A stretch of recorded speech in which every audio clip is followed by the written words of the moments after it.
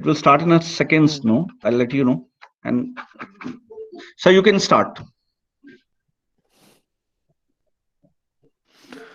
Okay, sir. So, can anybody remind me, please, in the last lecture where we have stopped? I mean, the last topic which we have covered. Anyone from your side? Which joint we are discussing?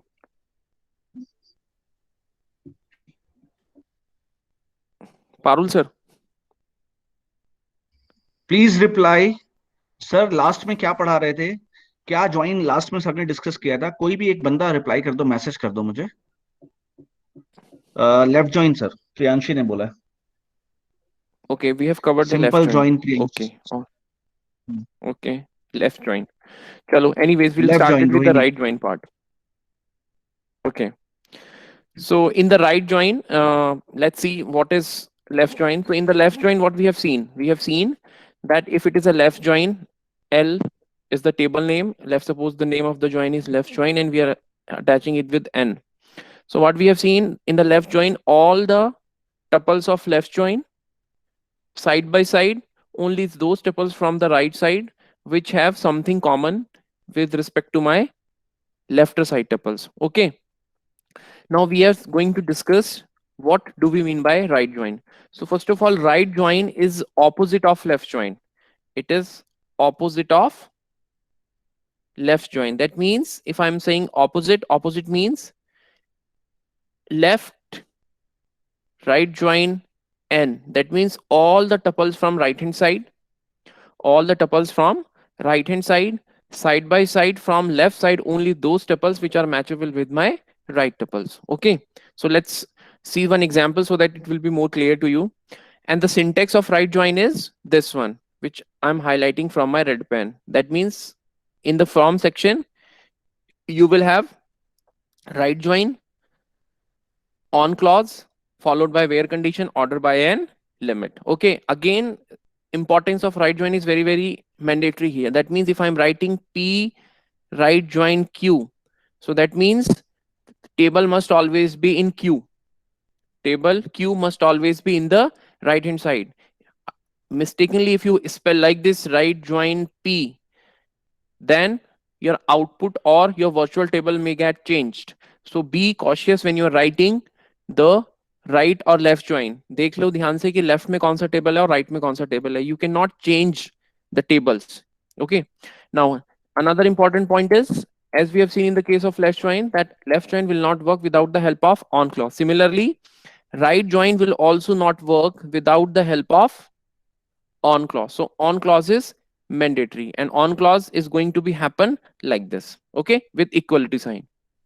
Now virtual table is created by picking all the values from the right table plus match values from the left table, or null in case of no match. We have seen in the case of left join, all the values from left hand side plus matched values from the right hand side, and if there is no match, in that case we are going to put null value there.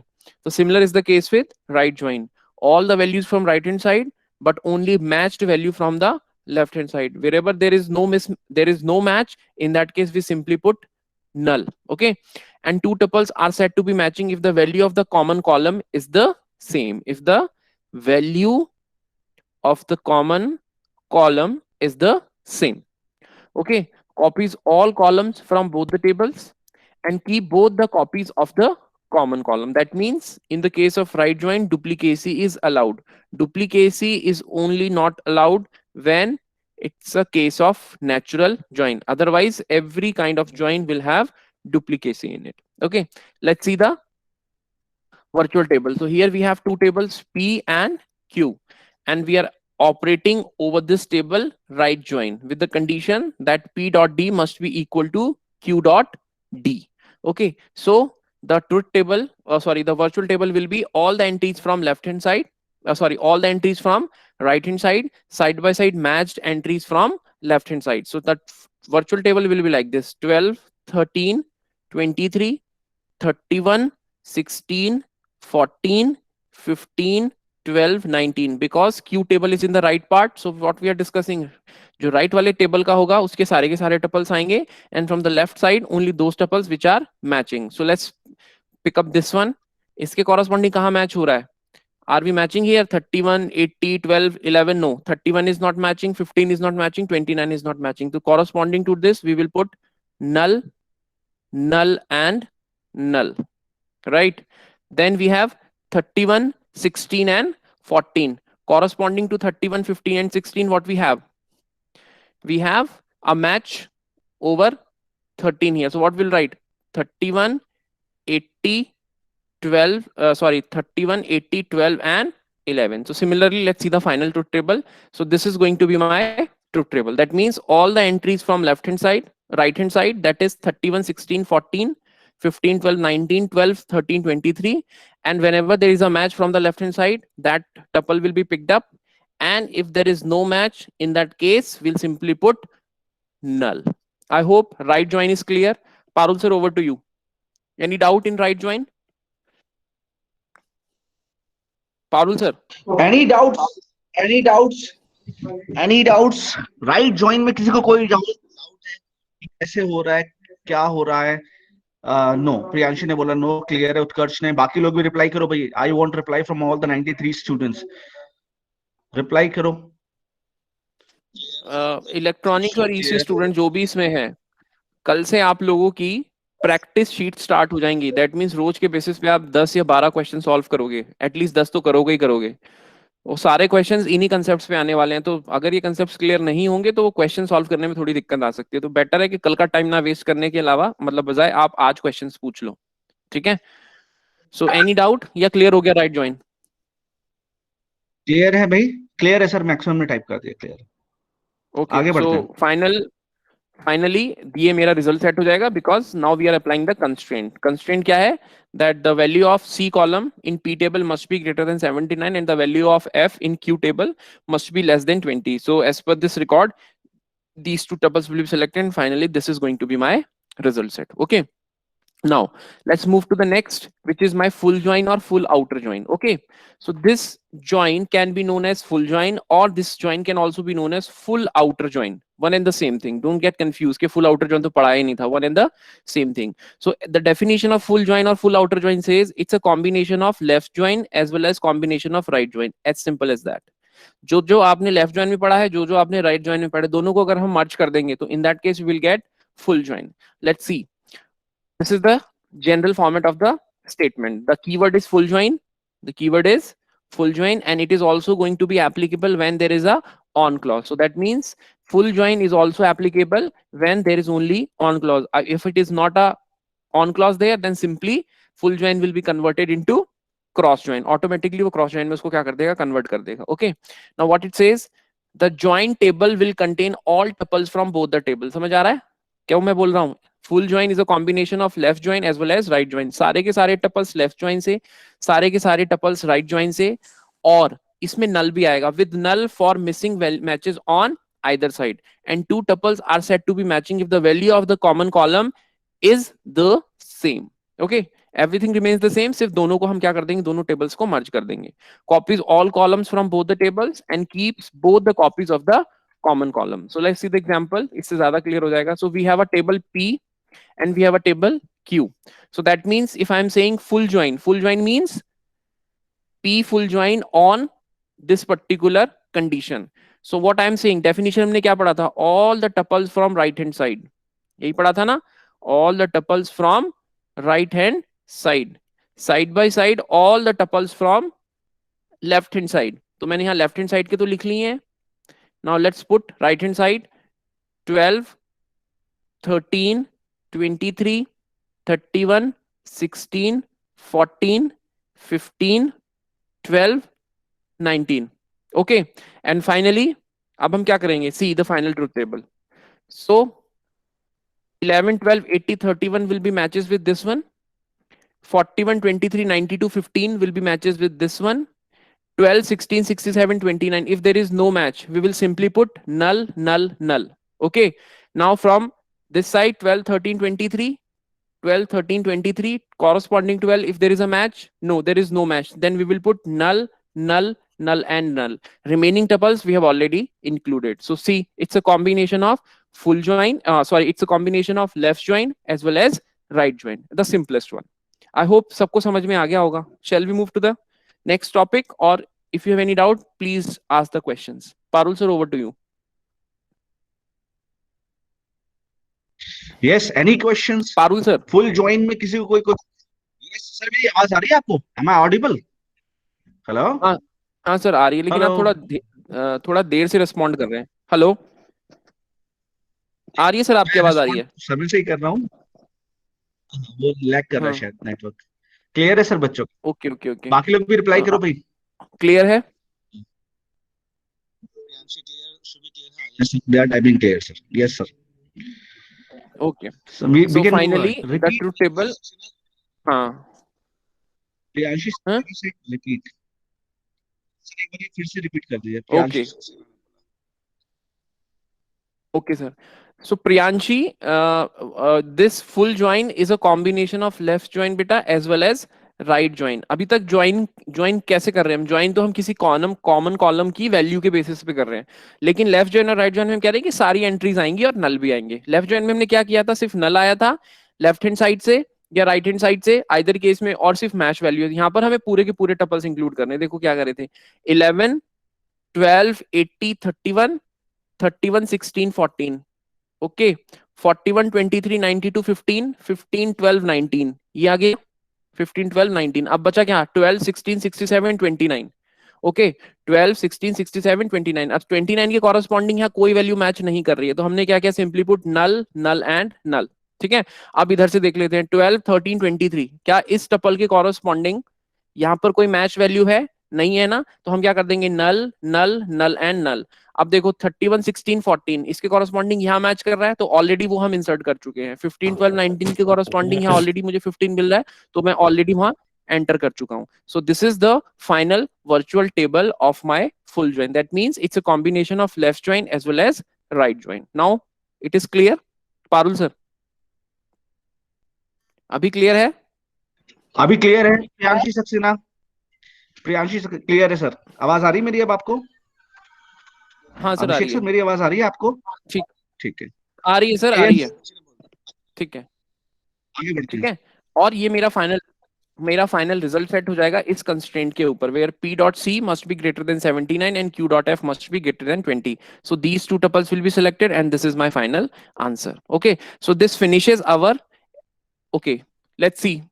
Sir, just solve this question now. All of you solve this question and make it sure कि इसी तरीके के ही question हैं इन्फोसिस में, इसी तरीके का ही यही पैटर्न फॉलो हो रहा है. तो बिल्कुल ध्यान से क्वेश्चन को सॉल्व करो. ठीक है, और ये मान के चलो कि यही पैटर्न है एग्जैक्टली. तब कुछ ऐसे ही क्वेश्चन, मेरे ख्याल से एक दो क्वेश्चन बिल्कुल इस तरीके से सेम मिलने वाला है. And I am waiting for the reply. Take your time, कोई जरूरत नहीं है. सर 30 सेकंड और दे देंगे अगर लेट होता है तो. हाँ हाँ सर, हाँ कोई बात नहीं, आज अभिषेक? आराम से सॉल्व कीजिए आप लोग. हाँ sir.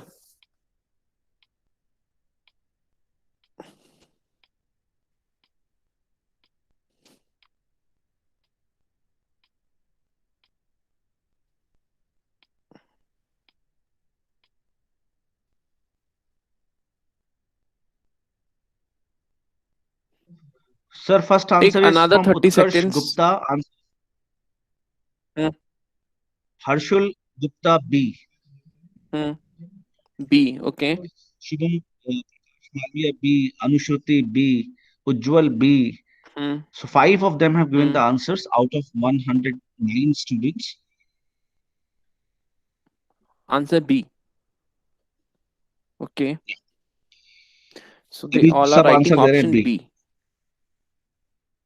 B. D or B? B as in Bombay, sir. So D आ रहा है ऑप्शन. अच्छा, B. Okay. All right. So how many students have opted the answer? I mean question. 12, sir. 93 में से सिर्फ 12 बच्चों ने अभी तक आंसर दिया, बाकी क्या कर रहे हैं? बाकी लोग रिप्लाई करो करो जल्दी भाई. से आई एम सॉल्व. वेटिंग. कोई फायदा नहीं इसको रटना थोड़ी है, इसको तो समझना है ना. पहले आप सॉल्व करो, फिर हम समझाएंगे तो और अच्छे से समझ में आ जाएगा. गलत करो, कोई दिक्कत नहीं है, भैया गलत हो सही हो, बट ऑप्शन आप ट्राई करो ना.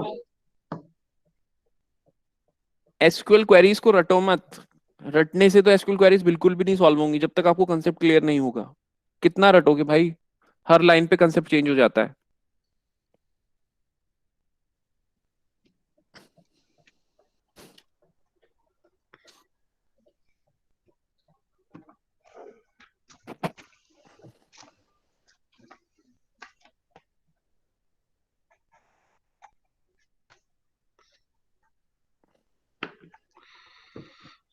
Sir, nobody is replying, sir. Okay अभी संदीप कुमार पांडे का है ऑप्शन डी। अच्छा ऑप्शन डी, ओके ठीक है। उसके अलावा किसी और को सॉल्व नहीं करना है क्वेश्चन?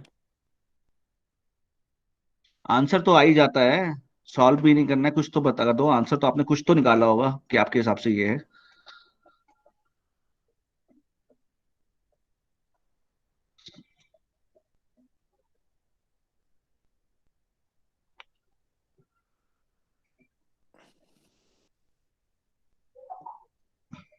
बढ़ी सर आगे। सर समझा देते हैं। हाँ यस सर। ठीक है, तो करेक्ट आंसर जिन भी 10-12 बच्चों ने दिया है बी है। वेरी गुड, आप लोग ने ऑप्शन बी को चूज किया और आई थिंक वैलिड रीजन होगा तभी आपने चूज किया। और बाकी जितने भी 12 बच्चों के अलावा हैं, भाई ऐसे काम नहीं चलना। पेपर भी बहुत जल्दी आने वाला है, अब होली की छुट्टियां तुम पढ़ोगे नहीं और 2 या 3 तारीख को तुम्हारा एग्जाम हो जाएगा, इन्फोसिस हाथ से चली जाएगी तो फिर बैठे रहना। ठीक है, इसलिए बार बार इतने दिनों से तुम्हें समझाने की कोशिश कर रहे हैं कि क्लास में एक्टिवली पार्टिसिपेट करो। चलो, सो इस क्वेश्चन में क्या गिवन है, हमारे पास 3 टेबल गिवन है, एक सप्लायर नाम का टेबल, एक पार्ट्स नाम का टेबल और कैटलॉग का। सप्लायर के अंदर मेरे पास कितने कॉलम है? एक कॉलम सप्लायर आईडी, एक कॉलम सप्लायर नेम। पार्ट्स में है 3, part ID, part colour, part name. Catalogue के अंदर 3 कॉलम है, सप्लायर आईडी, पार्ट आईडी और पार्ट प्राइस। ठीक है, अब इस क्वेश्चन में पूछा गया है कि एक ऐसी क्वेरी सेलेक्ट करो गिवन 4 ऑप्शन में से जो कि फैच करके दे सप्लायर आईडी उन सप्लायर्स की जो कम से कम 2 पार्ट सप्लाई कर रहे होंगे, जो कम से कम 2 पार्ट सप्लाई कर रहे होंगे। 2 पार्ट सप्लाई करने का क्या मतलब होगा? ऐसे पार्ट जो कि आपस में डिफरेंट होंगे, जो कि आपस में डिफरेंट होंगे। अब 3 टेबल गिवन है, इंफॉर्मेशन मुझे 2 फैच करनी है, सप्लायर आईडी और पार्ट आईडी। तो जरूर कुछ ना कुछ ज्वाइन तो यहाँ हो रहा होगा, क्योंकि एक टेबल से एक इंफॉर्मेशन मिल पाएगी, एक टेबल से 2 इंफॉर्मेशन नहीं मिल पाएंगी। ठीक है, अब आप यहाँ देखो, write a query to fetch the supplier ID of दो suppliers who are supplying at least 2 parts. तो अगर मैं सप्लायर और पार्ट को कंबाइन कर दूं तब भी मेरा काम नहीं चलेगा। अगर मैं पार्ट और कैटलॉग को कर दूं तब भी मेरा काम नहीं चलेगा। क्यों नहीं चलेगा? क्योंकि मुझे सप्लायर आईडी चाहिए और ऐसे 2 पार्ट्स चाहिए जो कि इक्वल ना हो। अब यहाँ देखो, एक ऐसी टेबल कैटलॉग है जहां पर सप्लायर आईडी और पार्ट आईडी दोनों एक टेबल के अंदर आ रहे हैं, जहां पर सप्लायर आईडी और पार्ट आईडी दोनों ही क्या हो रहे हैं? एक टेबल के अंदर आ रहे हैं। तो अब हम ऑप्शंस की तरफ आते हैं, क्योंकि हम सप्लायर और कैटलॉग को भी कर सकते हैं, पार्ट्स और कैटलॉग को भी कर सकते हैं, या कैटलॉग कैटलॉग को भी कर सकते हैं। सप्लायर और कैटलॉग को इसलिए नहीं कर पाएंगे क्योंकि हमें क्या करना है, सप्लायर और कैटलॉग को ऑप्शन, हाँ सप्लायर और कैटलॉग को भी हम मल्टीप्लाई कर सकते हैं, लेकिन आंसर हमें किसके बेसिस पे निकालना है? आंसर हमें निकालना है इन 4 ऑप्शंस के बेसिस पे। अब 4 ऑप्शंस में क्या गिवन है? Catalogue C1 inner join catalogue C2, catalogue C1 inner join catalogue C2, catalogue C1 inner join catalogue C2, catalogue C1 inner join catalogue C2। That means catalogue का multiplication catalogue के साथ ही होना। ये तो 4 options देख के clear हो गया है, लेकिन इन चारों में से कौन सा सुटेबल ऑप्शन है? सो लेट्स सी। अब यहाँ देखो, पहले सी और डी की तरफ आते हैं। सी और डी में क्या प्रॉब्लम है? हम distinct C1 dot supplier ID from catalogue C1 inner join catalogue C2। Inner join तो आप लोगों को सबको पता है क्या होता है। Inner join is a equivalent join of cross join. लेकिन दोनों में डिफरेंस क्या है कि इनर ज्वाइन में ऑन की कंडीशन होगी, बट क्रॉस ज्वाइन में क्या होता है? ऑन की कंडीशन नहीं होती। लेकिन दोनों में क्या होगा? क्रॉस प्रोडक्ट तो होगा ही होगा। ठीक है, अब यहाँ देखो, इनर ज्वाइन में यहाँ पर नॉट इक्वालिटी की कंडीशन लगी हुई, वो कभी पॉसिबल ही नहीं हो सकती। हमने क्या पढ़ा था? इक्वालिटी की कंडीशन पढ़ी थी हमने इनर ज्वाइन के केस में। दैट मींस ये ऑप्शन भी वैलिड नहीं है क्योंकि सिंटैक्टिकली ये गलत है। एंड इनर ज्वाइन के केस में this is not equal to, that means this option also not applicable. तो ये दोनों ऑप्शन तो हमारे पास होंगे नहीं। सी और डी को हमने हटा दिया। अब हम ए में चलते हैं। Select distinct. डिस्टिंक्ट आपको पता है, C1 dot supplier ID from catalog C1 inner join catalog C2 on C1 dot supplier ID equal to C2 dot supplier ID and C1 dot part ID equal to C2 dot part ID। तो चलो यहाँ पर 2 table बना लेते हैं। ये catalogue की table बनाई जिसको हमने बोल दिया C1, एक कैटलॉग की टेबल बनाई, यहाँ हमने इसको बोल दिया C2। दोनों टेबल सेम ही होंगी। इसमें कितने कॉलम्स होंगे? इसमें होंगे 3 कॉलम्स। कौन कौन से? सप्लायर आईडी, पार्ट आईडी और पार्ट प्राइस। C2 टेबल के अंदर भी 3 कॉलम होंगे। कौन कौन से? सप्लायर आईडी, पार्ट आईडी और पार्ट प्राइस। ठीक है।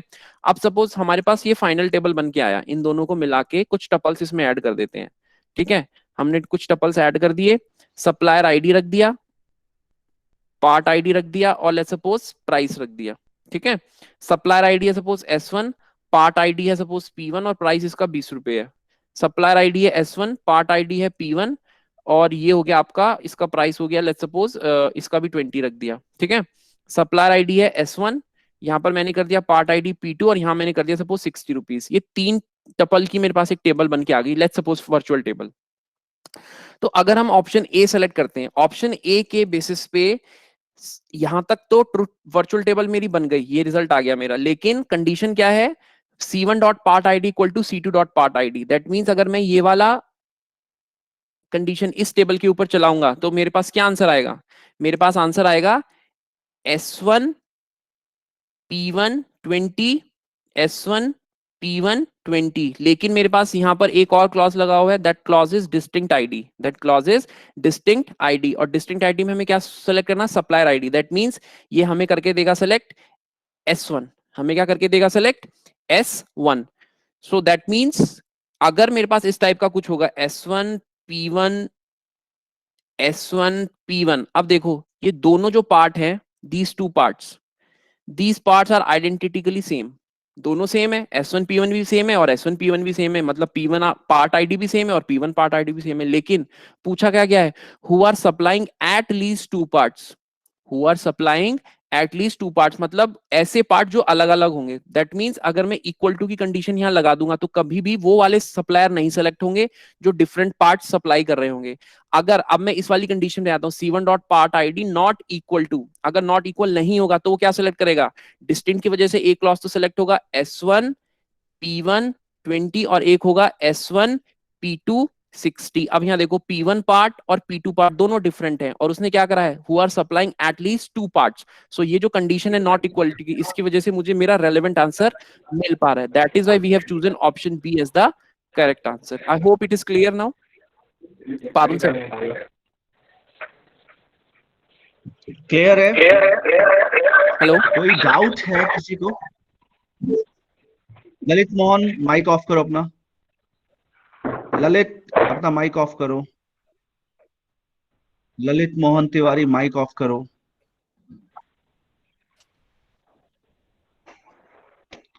Sir maximum of them are typing clear. Okay clear, okay, चलो। Yes. So with this way we have option B. तो देखो एक क्वेश्चन है, माइट भी थोड़ा सा कॉम्प्लेक्स हो सकता है, लेकिन अगर आप डिटेलिंग पे जाओगे या side by side line by line आप सॉल्व करने की कोशिश करोगे तो आप इजीली निकाल पाओगे। ठीक है, now so we have finished with our simple join part, and in the simple join we have discussed all types of joins. We have discussed cross join, we have discussed inner join, we have discussed Cartesian product or Cartesian join, we have discussed natural join, we have discussed left join, we have discussed right join, and we have discussed full join. So there are total 7 types of join. Okay, अच्छा अभी जो पिछला जो question है ये वाला, इसमें मैंने लिखा था from catalogue C1 inner join catalogue C2। देखो एक टेबल ऐसी है C1 जिसका मल्टीप्लिकेशन खुद के साथ ही हो रहा है, खुद के साथ ही हो रहा है, तो इसको कभी कभी हम सेल्फ ज्वाइन भी बोल देते हैं। तो सेल्फ ज्वाइन अगर आप कहीं भी डॉक्यूमेंटेशन में पढ़ोगे तो ऐसा कोई नया ज्वाइन नहीं है, जब एक टेबल का मल्टीप्लिकेशन उसी टेबल से हम कर देते हैं, same table will be multiplied with the same table. So in this case it is known as self join. तो अलग से आपको सेल्फ ज्वाइन लिखने की जरूरत नहीं है, आप सिर्फ टेबल्स लिख लीजिए कि which table to which table we are multiplying. Okay, Lalit mic off करो, ललित। सर एक पीछे वाले क्वेश्चन में जाइएगा सर। हाँ सर पीछे वाले क्वेश्चन में बताइए। संदीप आप अपना माइक ऑन करो। हाँ बताइए। Sandeep Kumar Pandey. Sir Sandeep Pandey, yes sir. पूछो सर ये सर यहाँ पे जो सर ऑप्शन बी में था on C1 support underscore ID is equal to C2 dot support underscore ID, sir वो समझ में नहीं आया सर, मतलब वो पार्ट सर। भाई देखो देखो देखो देखो, आप टाइमली क्वेश्चन पूछा करो।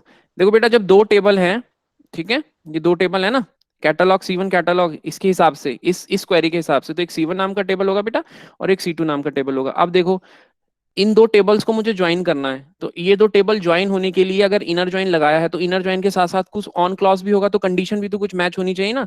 तो एक तो सप्लायर आईडी ये हो गया इसका C1 डॉट सप्लायर आईडी, ठीक है, और एक सप्लायर आईडी यहां से आ गया सप्लायर आईडी। तो हम बात कर रहे हैं कि दोनों टेबल के बीच में कुछ ना कुछ तो कॉमन होगा ना, तभी तो ज्वाइन होगा। तो C1 डॉट सप्लायर आईडी का मतलब है इस कॉलम का सप्लायर आईडी, और C2 डॉट सप्लायर आईडी का मतलब है बेटा इस टेबल का C2 dot supplier ID. That means दोनों के बीच में कुछ कॉमन पार्ट होगा, तभी हमने क्या लिखा, C1 dot supplier ID equal to C2 dot supplier ID. अब समझ में आ गया, ये ज्वाइनिंग की कंडीशन है। आई होप समझ आ गया होगा आपको। यस सर, सर क्लियर बताओ सर। जल्दी से। आ गया यस ठीक है, संदीप? क्लियर, ठीक यस है। सर। कंफ्यूज मत हो, कंफ्यूज मत हो, दोनों ज्वाइनिंग की कंडीशन है बेटा ये, ठीक है। चलो, let's move to the compound join. अब कंपाउंड ज्वाइन ध्यान से देख लेना, क्योंकि कंपाउंड ज्वाइन पे मेजॉरिटी के क्वेश्चन मिलेंगे। पहला सिंपल ज्वाइन में आपको लॉजिक समझ में आ गया कि दो टेबल आपस में कैसे मर्ज हो रही हैं, किस बेसिस से मर्ज हो रही हैं, कौन से ज्वाइन से किस टाइप का वर्चुअल टेबल निकल के आएगा। अब जो आपका कंपाउंड ज्वाइन है, कंपाउंड ज्वाइन के अंदर आपको बहुत सारे ज्वाइंस एक ही लाइन में गिवन होंगे। बहुत सारे ज्वाइंस क्या होंगे, एक ही लाइन में गिवन होंगे। मतलब दैट मींस इस तरीके से समझ लो कि हमने ज्वाइंस की क्लबिंग कर दी, कि एक टेबल दूसरे टेबल से एक ज्वाइन से जुड़ा है, फिर उनकी वर्चुअल टेबल दूसरे टेबल से किसी और ज्वाइन से जुड़ी है, उन तीनों की वर्चुअल टेबल किसी चौथी टेबल से किसी और ज्वाइन से मिली है। मतलब अगर आपको कुछ कॉम्प्लेक्स क्वेश्चंस देने आपकी एनालिटिक्स को चेक करने के लिए, तो जो मैक्सिमम क्वेश्चंस निकल के आते हैं वो कंपाउंड ज्वाइन से ही आते हैं, ठीक है। तो अब इस कंपाउंड ज्वाइन को पढ़ लेते हैं।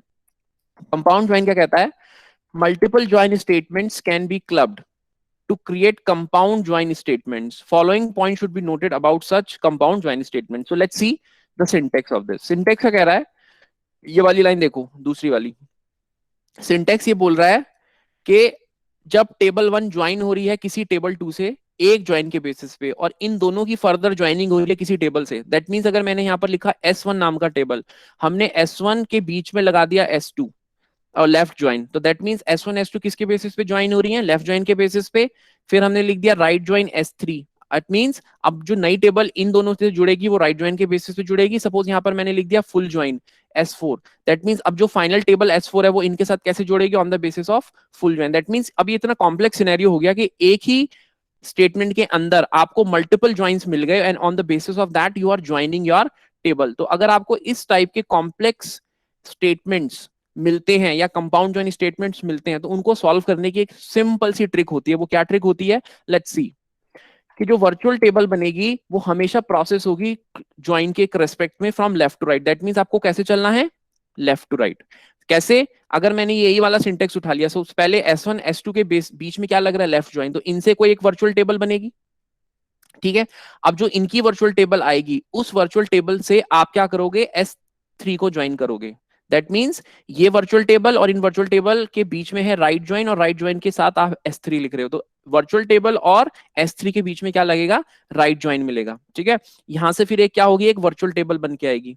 अब इस वर्चुअल टेबल से आप क्या करोगे, S4 को कंबाइन करोगे, और इन दोनों के बीच में क्या है, फुल ज्वाइन। दैट मींस अब जो वर्चुअल टेबल आई है उसके कॉम्बिनेशन में आप क्या कर रहे हो, S4 को ज्वाइन कर रहे हो, तो इनके बीच में क्या होगा, फुल ज्वाइन। सो सिंपल सा तरीका है कि whenever you have compound join statements, in that case your order of processing will be from left to right. So बस लेफ्ट टू राइट से आप चलते चले जाओ, आपको कंसेप्ट क्लियर है, लेफ्ट टू ज्वाइन का कॉम्बिनेशन, लेफ्ट टू ज्वाइन का लॉजिक आपको समझ में आ गया है, तो वर्चुअल टेबल बनाना बहुत ईजी हो जाएगा। So this point is very very important, virtual table is created by processing the join clause from left to right. Okay, second is multiple conditions can be specified with on और where clause. ये आपको पता ही है, on और where में क्या difference है, दोनों कंडीशन को क्या कर रही हैं, बता रही है कि हमें कंडीशन लगानी है। बस डिफरेंस दोनों में कितना है कि ऑन हमेशा ज्वाइन के साथ यूज होगा और वेयर सिंपल क्वेरीज में लगेगा।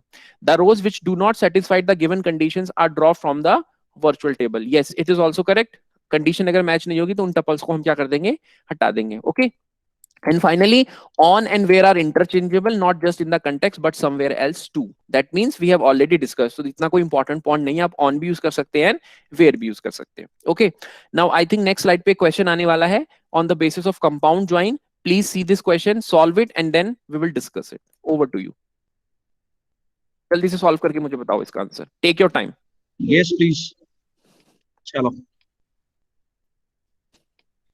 सॉल्व करो, ध्यान से सोचो। सर ने कैसे बताया कि लेफ्ट से राइट में एक से ज्यादा जॉइंट्स चलते हैं, तो कैसे कैसे चलेंगे और क्या क्या हमें कर रहे हैं, और ये क्वेश्चन कर क्या रहा है, सबसे इंपॉर्टेंट बात। ये क्वेश्चन करना क्या चाह रहा है, सबसे इंपॉर्टेंट बात।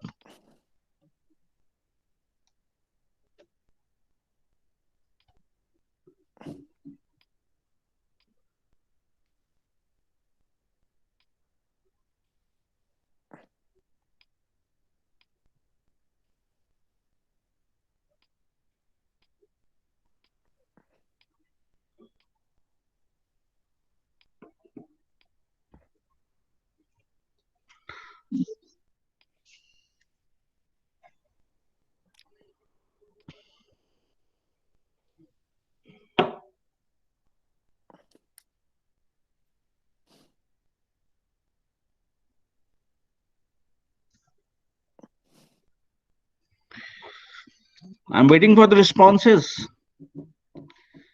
Haven't received any response yet. Utkarsh, the first man to answer this question, is C. Harshul, C. Sir, am I audible? Okay. Yes, sir. Audible. Shubham Prakash option Malviya, C. C. उसके अलावा किसी ने बी दिया है? Okay. No. What about others? Please type answer. Others, please type your answer.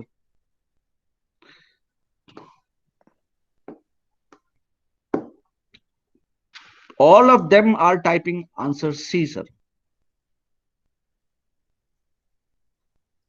Okay. So let's see what is the correct answer. Okay. Yes. The correct answer is C. The correct answer is C. Okay Very good. चलो let's see the explanation, क्योंकि ये inner join का मतलब compound joining का statement है, तो मैं इसको सॉल्व करके देखता हूँ। देखो ये क्वेश्चन क्या कह रहा है, यहाँ देख लो इसका explanation. Question says consider the following tables taken from some database. We have 3 tables: supplier table, parts table and catalog table. जिसको नहीं समझ में आया ध्यान से सुन लो। Now in this question, what is they are asking, what is the output of the given query, and the query is select supplier name, part name from catalog C1, inner join supplier S1, inner join part P1, and this is the condition on C1 dot supplier ID equal to S1 dot supplier ID and P1 dot part ID equal to C1 dot part ID and P1 dot particular equal to red। कुछ इस type से इन्होंने दिया है। तो without wasting any more time, first of all सबसे पहले हम क्वेरी के अंदर देखते हैं फ्रॉम पार्ट। हम सबसे पहले कहाँ जाएंगे? फ्रॉम पार्ट पे। अब फ्रॉम पार्ट में हमने देखा कि भैया यहाँ पर तो कंपाउंड ज्वाइन स्टेटमेंट्स हैं, तो हमें पता चल गया जो हमारा एग्जीक्यूशन होगा वो कैसे होगा, लेफ्ट टू राइट। ठीक है, तो अब हमने किया कैटलॉग C1, तो इन्होंने क्या किया हुआ है, C1 नाम, कैटलॉग 1 नाम की टेबल को एलाइज करके C1 रख दिया, और जो सप्लायर नाम का टेबल है उसको एलाइज करके क्या कर दिया, S1 कर दिया। यहां तक समझ आ गया? अब हम इन दोनों को बीच में इनर ज्वाइन लगाते हैं। इनर ज्वाइन के लिए कुछ ना कुछ ऑन क्लॉज भी होगा। लेट्स सी कौन सा ऑन क्लॉज होगा कि C1 dot supplier ID equal to S1 dot supplier ID और part and P1 dot part ID equal to C1 dot part ID. That means C1 S1 दोनों आनी चाहिए। C1 S1 क्या होनी चाहिए? दोनों ही आनी चाहिए। तो ये वाला तो नहीं होगा P1 डॉट पार्ट आईडी, तो कौन सा ऑन क्लॉज होगा? C1 dot supplier ID equal to S1 dot supplier ID. ये सारी चीजें वेरीफाई कर लेना। C1 dot supplier ID equal to S1 dot supplier ID, इन्हीं दोनों टेबल के बीच में मुझे क्या करना है, इनर ज्वाइन लगाना है। तो ये वाला ऑन क्लॉज में लगाऊंगा। मैंने इनर ज्वाइन क्या बताया था आप लोगों को? इनर ज्वाइन का मतलब है cross product with some condition. तो कंडीशन लगाए, अब देखते हैं कैसे बनता है।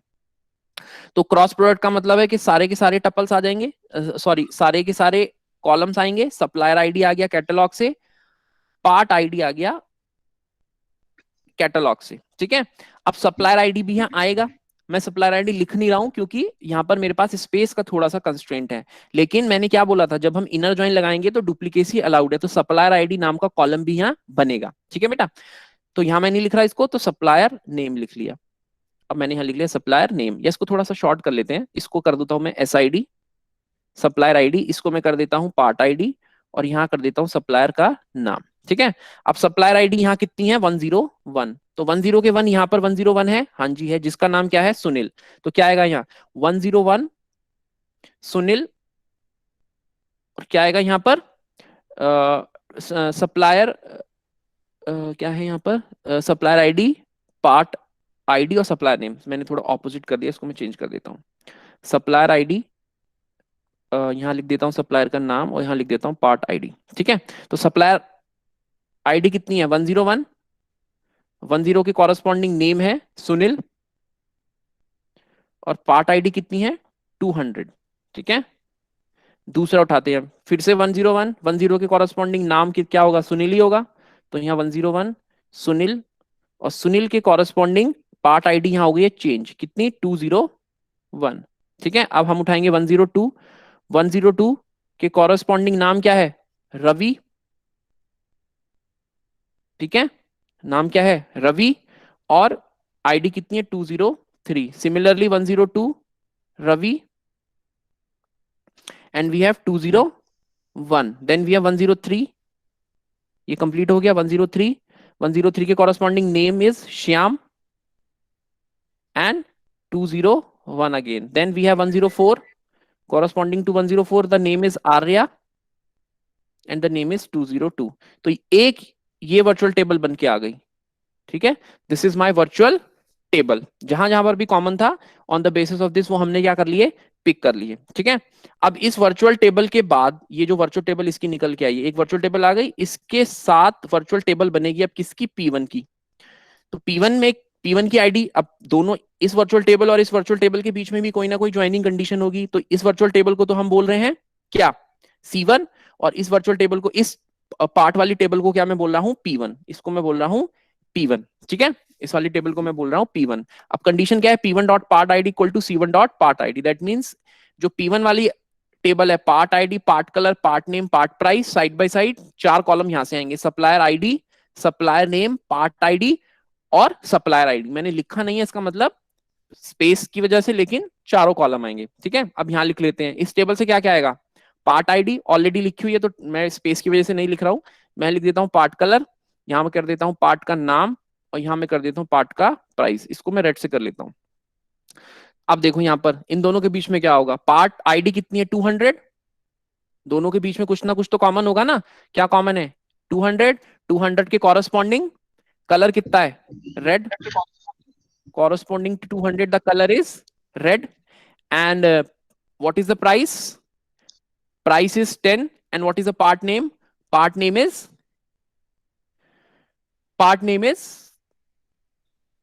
P1, and part price is 10। now corresponding to 201 green, ठीक है, then we have P2, and then we have 20। similarly we have green, we have P4 25, then we have again green, yes, then we have P2 20, then we have again green followed by P2 20, then we have red, P2 followed by 20। तो ये virtual table बन के आ गई हमारे पास। अब उसके साथ एक कंडीशन और है कि हमें सिर्फ वो वाले टपल सेलेक्ट करने हैं जहां पर P1 dot part colour is equal to red. अब रेड कहां कहां पर आ रहा है, एक तो यहां पर आ रहा है रेड, एक ये रेड है और एक ये रेड है। ठीक है, यहां तक हमने सब सॉल्व कर लिया। अब हम सेलेक्ट करेंगे, सेलेक्ट करने के लिए क्या क्या बोल रहे हैं, सप्लायर का नाम और पार्ट का नाम। तो सप्लायर नेम क्या होना चाहिए रेड के corresponding, Sunil, supplier name is Sunil, and what is the part name is P1। दूसरा क्या होगा Arya, and the part name is P2, so that is why the answer is Sunil, Arya, P1 and P2।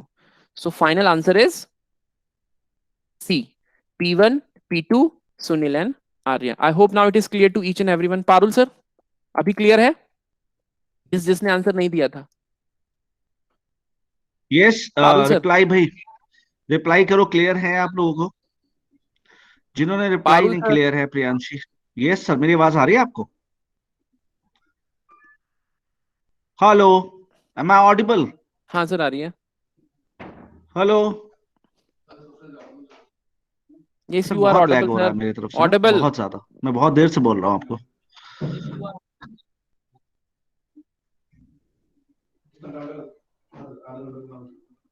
आगे बढ़े। Yes sir, आगे बढ़ते हैं। ठीक है, सो let's C now aliasing. Okay, अब ये एलाइजिंग भी कुछ नहीं है, सिंपल सी चीज है। देखो यहां पर ध्यान से, जैसे मैंने पिछले क्वेश्चन में क्या किया था, जो कैटलॉग वाली टेबल है उसको C1 नाम दे दिया था और जो सप्लायर वाली टेबल है उसको S1 नाम दे दिया था।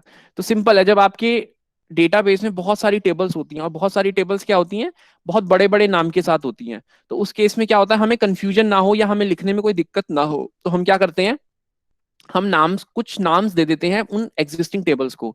तो for the sake of readability of complicated queries, column and table names can be given short aliases using the as clause. Simply white space will also work. So that means aliases are temporary and exist only for the duration of the query. तो that means अगर मैं catalogue वाला table का example लेता हूँ, तो अगर मेरे पास कैटलॉग नाम की टेबल है जिसको मैं C1 बोल रहा हूँ, या मैं सप्लायर नाम की टेबल है जिसको मैं क्या बोल रहा हूँ, S1 बोल रहा हूँ, तो सिंपलिसिटी मतलब सिंपल रीडिंग पर्पस के लिए मैं नाम चेंज कर रहा हूँ, क्योंकि बार बार कैटलॉग लिखना पड़ेगा, बार बार सप्लायर लिखना पड़ेगा। तो ये इसको बोलते हैं एलाइजिंग। अब ये दो तरीके हो सकती है, या तो आप ऐसे लिख लो या आप दूसरे तरीके से लिख दो। कैसे? जैसे यहां पर मैंने लिखा कैटलॉग C1, ठीक है, और मैं लिख रहा हूं कैटलॉग एज C1, तो दोनों ही एप्लीकेबल है। या तो आप कैटलॉग के बाद व्हाइट स्पेस देके C1 लिख दो, या कैटलॉग के बाद आप एज क्लॉज लगा के C1 लिख दो, दोनों syntax one and the same thing. तो यही चीज लिखी है, select column name as alias one और कॉलम 2 एज एलाइज2, और select column name alias one column 2 alias two. तो दोनों में से आप कोई भी सिंटेक्स यूज कर सकते हो। और इंपॉर्टेंट ऑब्जर्वेशन ये है कि आप कॉलम का नाम भी एलाइज कर सकते हो और आप टेबल का नाम भी एलाइज कर सकते हो, तो आपकी चॉइस है वो। अगर आपको लगता है कि आपके डेटा सेट में जिस क्वेरी पे आप काम कर रहे हो बहुत बड़ी बड़ी क्वेरीज में बड़े बड़े टेबल्स के नाम है या बड़े बड़े कॉलम्स के नाम है, तो आप उनको एलाइज करके अपने अकॉर्डिंग शॉर्ट भी रख सकते हो। यहाँ तक क्लियर है? एलाइजिंग समझ में आ गई सबको? आई थिंक ये बहुत सिंपल है, समझ में आई गई होगी। पारुल सर, रिप्लाई करो भाई, समझ में आ गई बच्चों को? रिप्लाई करो, रिप्लाई करो, क्लियर? बाकी लोग रिप्लाई करो भाई, क्लियर है सर? आवाज आ रही ठीक है है, मेरी आपको? हाँ सर आ रही है। ठीक है, अब हम बढ़ते हैं आगे। चलो इस क्वेश्चन को सॉल्व करो अब आप। ये बहुत इंपॉर्टेंट क्वेश्चन है और बहुत ध्यान से सॉल्व करना।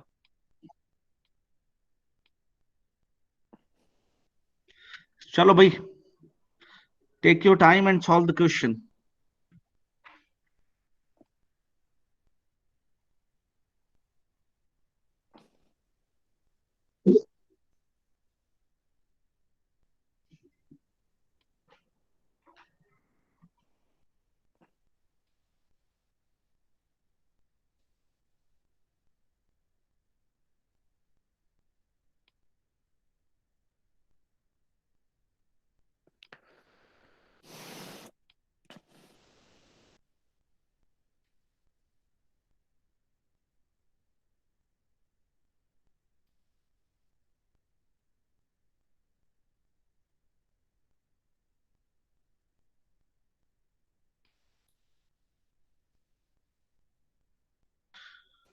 I'm waiting. Nobody has replied me yet. I'm waiting for your responses.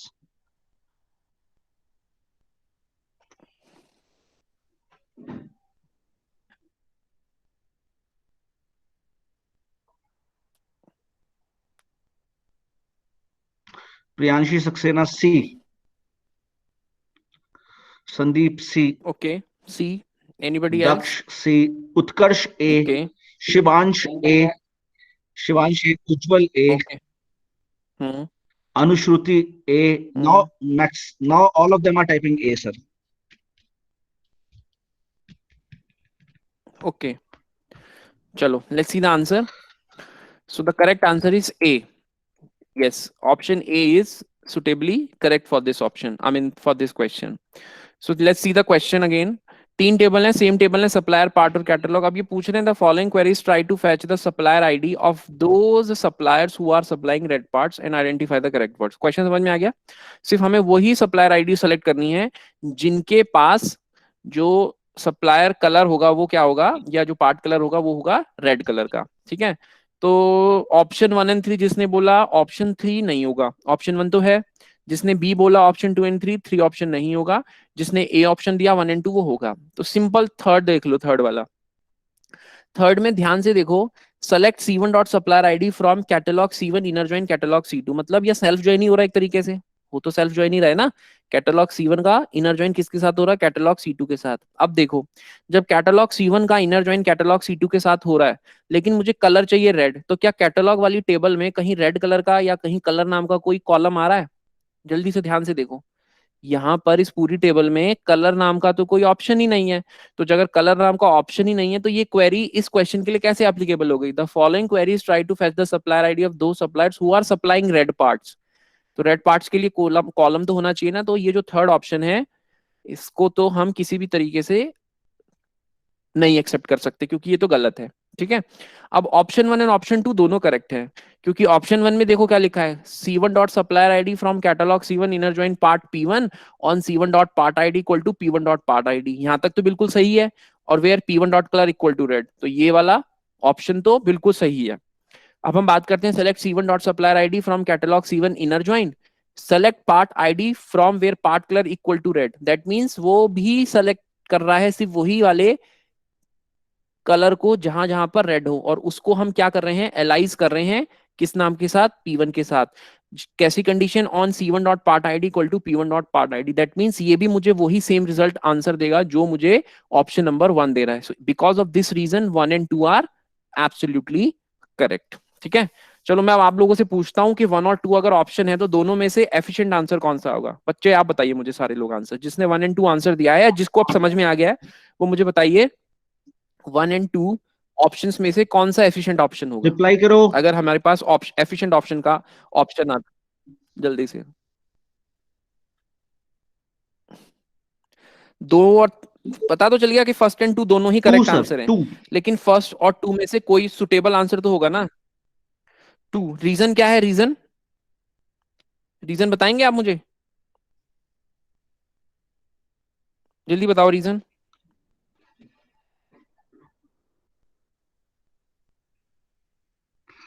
Reason बता किसने दो दिया है भाई। Sir answer option 2? Why 2 is most efficient?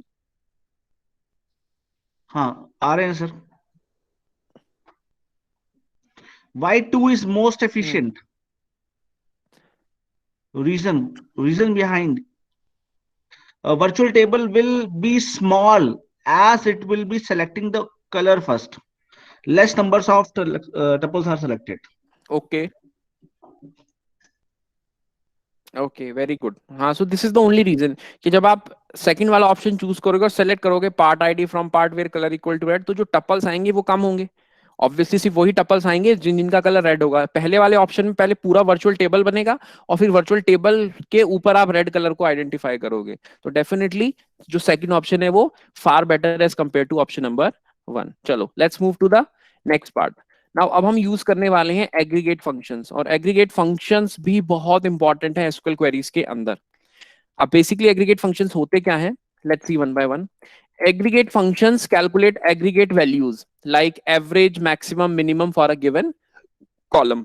ठीक है, सिंटेक्स क्या होगा? Syntax will be like this. ये हमेशा सेलेक्ट के साथ लगते हैं। सेलेक्ट कोई भी एग्रीगेट फंक्शन, अभी हम नेक्स्ट स्लाइड में देखते हैं कौन कौन से एग्रीगेट फंक्शन हो सकते हैं। सेलेक्ट एग्रीगेट फंक्शन, और किस कॉलम पे आपको एग्रीगेट फंक्शन लगाना है, किस कॉलम पे आपको एग्रीगेट फंक्शन लगाना है। बाकी की कंडीशन तो सेम है, फ्रॉम टेबल और वेयर कंडीशन। अब यहाँ देखो, इस वाले सिंटेक्स में हमने दो चीज गायब कर दी। कि कौन कौन सी? एक तो मैंने गायब की है ऑर्डर बाय, और एक चीज मैंने गायब की है लिमिट। उसका भी एक रीजन है। क्या रीजन है?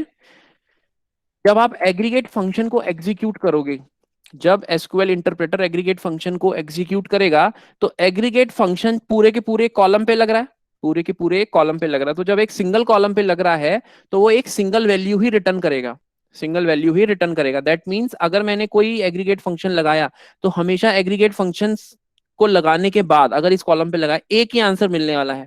अब जब एक ही आंसर मिलने वाला है तो इस पे क्या ऑर्डर बाय लगाओगे? क्या इसको सेंडिंग में करोगे या डिसेंडिंग करोगे? कोई फर्क नहीं पड़ता।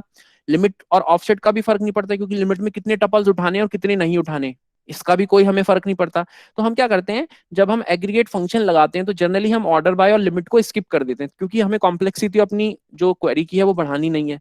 ऑर्डर बाय और लिमिट लगा के कोई फर्क मुझे पड़ नहीं रहा है मेरे जो फाइनल आंसर पे, इसलिए हम क्या करते हैं, ऑर्डर बाय लिमिट को हटा देते हैं।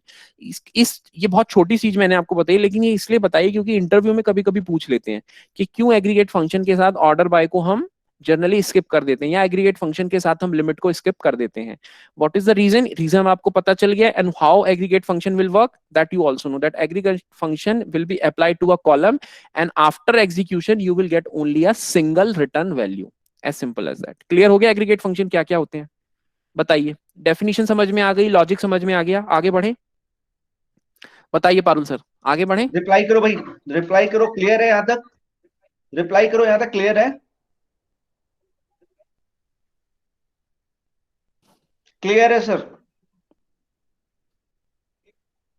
Okay, chalo. So in totality we have 5 aggregate function. One is count, another one is minimum, then we have maximum, then we have average, and then we have sum. तो count star का मतलब क्या है? Counts the number of rows in the group. ठीक है. Star लगाया है मैंने. स्टार का मतलब लगाते ही क्या करेगा? काउंट फंक्शन पूरे टेबल की रोज को काउंट कर देगा. अगर आपको कॉलम का नाम लिखना है इसके अंदर, तो फिर वो उसी कॉलम की रोज को काउंट, मतलब उसी कॉलम के ऊपर एप्लीकेबल होगा जिसका आपने नाम स्पेसिफाई किया है. स्टार दिया तो वो पूरी की पूरी टेबल पे लगेगा. मिनिमम कॉलम का मतलब है कि पूरे के पूरे कॉलम में से अगर आपको कोई मिनिमम वैल्यू फाइंड आउट करनी है. मैक्सिमम का मतलब है पूरे के पूरे कॉलम में से अगर आपको कोई मैक्सिमम वैल्यू फाइंड आउट करनी है. एवरेज कॉलम का मतलब है पूरे के पूरे कॉलम का अगर आपको एवरेज निकालना है. और सम कॉलम का मतलब है कि अगर आपको पूरे के पूरे कॉलम का सम निकालना है. ठीक है. ये हो गए मेरे 5 एग्रीगेट फंक्शन. यही आप जनरली एसक्यूएल क्वेरीज में यूज करोगे. Count, minimum, maximum, average and sum. अब इसमें एक चीज ये इंपॉर्टेंटली ध्यान रख लेना, एक नल वैल्यू होती है. नल वैल्यू कैसे काम करेगी? अगर मेरे पास नल वैल्यूज हैं, तो अगर मैं मिनिमम की बात करता हूं, मैक्सिमम की बात करता हूं, एवरेज की बात करता हूं या सम की बात करता हूं, तो मिनिमम, मैक्सिमम, एवरेज, सम नल वैल्यू को इग्नोर करते हैं. दैट मीन्स अगर किसी कॉलम के अंदर आपके पास इस टाइप का कोई डेटा है, ए नाम का कॉलम है, 25, यहां पर आपका नल लिखा हुआ है, और आपका यहां है लेट्स सपोज 28, और आपने सम नाम का कॉलम लगाया, सम नाम का एग्रीगेट फंक्शन लगाया, तो वो क्या करेगा? आपने लिख दिया सम ए, तो वो क्या करेगा? 25 प्लस 28, नल को कंसीडर ही नहीं करेगा. तो घबराना मत, जब किसी भी कॉलम में नल वैल्यूज होगा तो आप देख लेना आप किस टाइप का एग्रीगेट फंक्शन लगा रहे हो. तो मैंने क्या बोला? Minimum, maximum, average and sum, they all ignores null values, but count is a aggregate function will also accepts null values. तो अगर यहां पर मैं लगाऊं count और मैं लिख दूं count a कुछ इस टाइप से, तो वो काउंट का आंसर क्या होगा? Answer will be 3. कितनी रोज हैं? 1, 2 एंड 3, क्योंकि नल को भी क्या करेगा? वो कंसीडर कर लेगा. एक्चुअली वो डेटा को कंसीडर नहीं कर रहा. ठीक है. तो ये डिफरेंस है. काउंट के केस में will entertain null values, but in the case of minimum, maximum, average and sum we do not entertain null values. तो डू नॉट गेट कंफ्यूज. आपके क्वेश्चंस आएंगे कि बहुत सारी टेबल्स में नल वैल्यू होगी लेकिन एग्रीगेट फंक्शन लगा होगा, लेकिन अब आपको समझ में आ गया कि अगर नल वैल्यू तो उसको कैसे हैंडल करना. सिर्फ काउंट है जो एंटरटेन करेगा, बाकी के एवरेज फंक्शन, बाकी के एग्रीगेट फंक्शंस उसको एक्सेप्ट नहीं करेंगे. I hope it is clear now. Say yes और नो. अगर क्लियर है तो हम आगे बढ़ते हैं. Parul sir, over to you. Are we clear? बताओ बच्चों क्लियर जल्दी है से. यहाँ तक? समझ आ गया? यस सर, क्लियर है. यस सर, क्लियर है. चलिए ठीक है. चलो, अगर क्लियर है तो इस क्वेश्चन को सॉल्व करके बताओ मुझे, इसका आंसर दो जल्दी से. चल, चलो भाई, क्वेश्चन सॉल्व करो. चलो चलो. बहुत अच्छा है. बहुत बहुत सिंपल सा क्वेश्चन है ये. बहुत ही सिंपल मासूम सा question.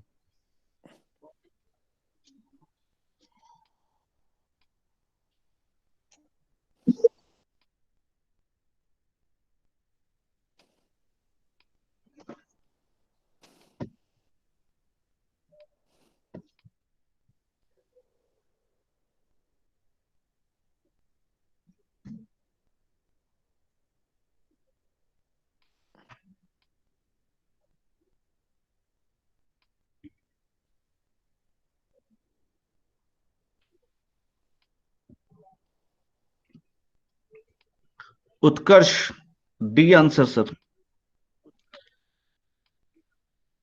D. Shubham okay. Prakash Malviya, option D. बाकी. Hmm. D. D. Four answers, four. Hmm. All the four are D. No, all of them are typing D, sir. अब ये रिस्पॉन्सेज आ रहे हैं ना?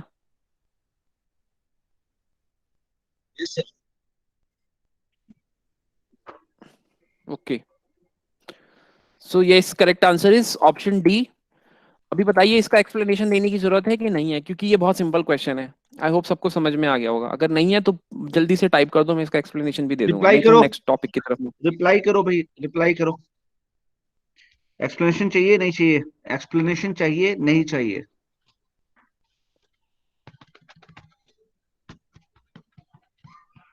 Waiting, I am waiting for the reply option. आपको इसका explanation चाहिए या नहीं चाहिए?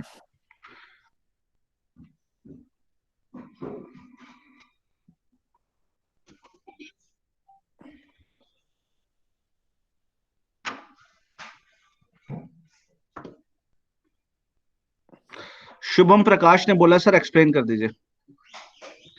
शुभम प्रकाश ओके मालवीय ने बोला है, संदीप ने बोला है एक्सप्लेन कर दीजिए।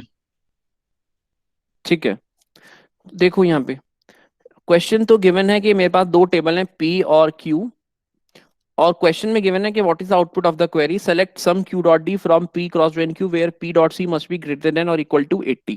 ठीक है, तो हम चलेंगे अब फ्रॉम वाले पार्ट पे। सबसे पहले फ्रॉम क्या बोला है कि दोनों टेबल के बीच में क्रॉस ज्वाइन है, तो क्रॉस ज्वाइन का मतलब आपको पता है क्या है? क्रॉस ज्वाइन का मतलब दोनों की क्या होगी, कार्टेशियन प्रोडक्ट आएगा। तो मैं कुछ टपल्स यहाँ लिख देता हूँ, उसके बाद हम देखते हैं क्या होगा। 11, 12, 80, 31, 12, 13, 23। ये मेरे पास हो गया A, ये हो गया B, ये हो गया C, ये हो गया D, ये हो गया D, ये हो गया E और ये हो गया F। ठीक है, देन 11, 12, 80, 31, 31, 16, 14। फिर होगा 11, 12, 80, 31, 15, 12, 19। सिमिलरली 41, 23, 92, 15, उसके बाद 12, 13, 23। ठीक है, 41, 23, 92, 15, 31, 15 सॉरी 31, 16 एंड 14। 41, 23, 92, 15, 15, 12, 19। सिमिलरली आप किसके लिए लिखोगे? 12, 16, 97, 29, 12, 16, 97, 29 एंड 12, 16, 97। मतलब तीन टपल अभी और बढ़ जाएंगे। ठीक है, वो आप लोग लिख लेना। अब कंडीशन क्या है कि where P dot C must be greater than और इक्वल टू 80। मतलब वही वही रोज सेलेक्ट होंगी जहां पर C कॉलम के अंदर, P टेबल के अंदर C कॉलम की वैल्यू 80 हो या 80 से बड़ी हो। तो यहाँ पर 80 सेलेक्ट हो जाएगा, ये वाला टपल सेलेक्ट हो जाएगा, ये वाला टपल सेलेक्ट हो जाएगा, ये वाला टपल सेलेक्ट हो जाएगा, ये वाला टपल सेलेक्ट हो जाएगा, ये वाला टपल और ये वाला टपल। ये वाला टपल नहीं होगा क्योंकि यहाँ क्या है 12, 16, 67। कभी भी 67 80 से बड़ा नहीं होगा, तो यहाँ भी 67, यहाँ भी 67, यहाँ भी 67, तीनों टपल सेलेक्ट ही नहीं होंगे, इसलिए मैंने लिखे भी नहीं। ठीक है, ये सेलेक्ट हो गया। अब उसके बाद हम चलेंगे किस पे? एग्रीगेट फंक्शन के पास। यहाँ मैं ऑर्डर लिख दूं, देखो कैसे, जैसे हम ऑर्डर बताएंगे, लेकिन मैं फिर भी लिख देता हूं। सबसे पहले हमने क्या किया, सबसे पहले हमने क्या किया, हमने फ्रॉम वाले पार्ट को देखा, उसके बाद हमने कंडीशन एग्जीक्यूट की और अब हम थर्ड उसमें आएंगे। तो पहले ये हो गया, फिर ये हो गया, अब थर्ड। थर्ड क्या कह रहा है? Q डॉट डी, मतलब कि इस पे लगाना है Q डॉट डी। इसको मैं रेड करके बता देता हूँ, Q डॉट डी। सम किसका करना है? Q तो 31, 31, 31, 15, 15, 15। इस सबको आंसर कर लेना। I think you will gate 116। So this is the, sorry, Q dot D, this one, Q dot D मैंने गलत लिख दिया, Q डॉट डी मेंशन किया है। एक मिनट रुक जाओ बस। So we are getting Q dot D. So Q dot D will be this one because this is P dot A, this is P dot B, this is P dot C, this is P dot D. This is Q dot D, this is Q dot E and this is Q dot F. So हमें Q dot D पे लगाना है, तो हम इस पे लगाएंगे। तो 12 plus 31 plus 15 plus 12 plus 31, we will get 116 as the final answer. Now I hope the question is clear to each and clear everyone. है अब? बहुत सिंपल क्वेश्चन है ये तो। क्लियर है अब? रिप्लाई करो भाई, क्लियर है शुभम और ठीक है sir, they are typing clear sir. Okay, चलो let's move to the next topic and this topic is known as group aggregate function. ध्यान से देखना, पहले हमने एग्रीगेट फंक्शन पढ़े हैं और अब हम पढ़ रहे हैं ग्रुप एग्रीगेट फंक्शन। देखो, instead of applying the aggregate functions to the entire column we can apply the aggregate functions to group of data। ठीक है, अब आप ऐसा सिनेरियो समझो कि आपकी क्लास में दो कैटेगरी स्टूडेंट्स की, एक होगा गर्ल्स एक होगा बॉयज। ठीक है, अगर मुझे आपको पूछना है कि मुझे आपकी क्लास के सारे बच्चों का एवरेज चाहिए, तो मैं क्या करूंगा, कौन सा चूज करूंगा, मैं एग्रीगेट फंक्शन लगा सकता हूं। भाई मैं एग्रीगेट फंक्शन से आपके मार्क्स वाले कॉलम पे या जिस भी एज का मुझे चाहिए मैं उस पे कॉलम पे लगा के निकाल सकता हूँ। लेकिन अगर मैंने अब बोल दिया कि भाई मुझे लड़कियों के एवरेज मार्क्स अलग चाहिए और लड़कों के एवरेज मार्क्स अलग चाहिए, दैट मीन्स अब मुझे पहले ग्रुपिंग करनी है और ग्रुपिंग करने के बाद एवरेज वैल्यू निकालना है। तो उस केस में मैं क्या करूंगा, ग्रुप एग्रीगेट फंक्शन यूज करता हूं। दोनों में डिफरेंस है। अगर आप सिंपल एक एग्रीगेट फंक्शन यूज कर रहे हो, कौन सा, सम यूज कर रहे हो, काउंट यूज कर रहे हो, या मिनिमम निकाल रहे हो, या मैक्सिमम निकाल रहे हो, या एवरेज निकाल रहे हो, तो ये सारे के सारे एक सिंगल कॉलम पे करेंगे काम, सिंगल कॉलम पे करेंगे, कोई भी ग्रुप पे नहीं चलेगा। लेकिन अगर आपको ग्रुपिंग पे लगाना है तो ग्रुपिंग पे लगाने के लिए आपको क्या करना पड़ेगा, ग्रुप बनाना पड़ेगा। और उस ग्रुप बनाने के लिए अब हम क्या करेंगे, let's see one by one. So we have clear with this, instead of applying the aggregate function to an entire column, we can apply the aggregate function to group of data, and that we can do with the help of group by clause. जैसे आपने order by पढ़ा था, order by क्या करता है, arrangement of data either in the form of ascending और descending. तो जो ग्रुप बाय क्लॉज है ये क्या करता है, आपके डेटा को ग्रुप में कन्वर्ट कर देता है। कैसे करेंगे, अभी हम इसका एक आंसर देखते हैं, ठीक है। इसका इसका जो सिंटेक्स है वो क्या है, एग्रीगेट फंक्शन लगाया, किस कॉलम पे लगाना है ये लगाया, कहां से लगाना है वेयर लगा दिया, लिमिट लगा दिया, और ग्रुप बाय आपने लिख दिया किस कॉलम पे लगाना है, ग्रुप बाय आपने लिख दिया किस कॉलम के ऊपर लगाना है, ठीक है। तो ये समझ आ गया कि ग्रुप बाय का क्या काम है। ग्रुप बाय का काम सिर्फ इतना ही, ऐसे नाम से भी समझ रहा है कि ये सिर्फ ग्रुपिंग कर रहा है, कि जब आपको डेटा चाहिए ग्रुप के फॉर्म में तो ग्रुप कैसे बनाने हैं, that you can go with group by, ठीक है। अब देखो यहाँ पर ये एक पी नाम का टेबल है, ध्यान से देखना इसको, दिस इज पी टेबल। इस पे मैं क्वेरी एग्जीक्यूट करने वाला हूं, and that query is this one, that query is this one, ठीक है। पारुल से नॉइज आ रही है बहुत पीछे से, क्या किसी बच्चे का माइक ऑन है?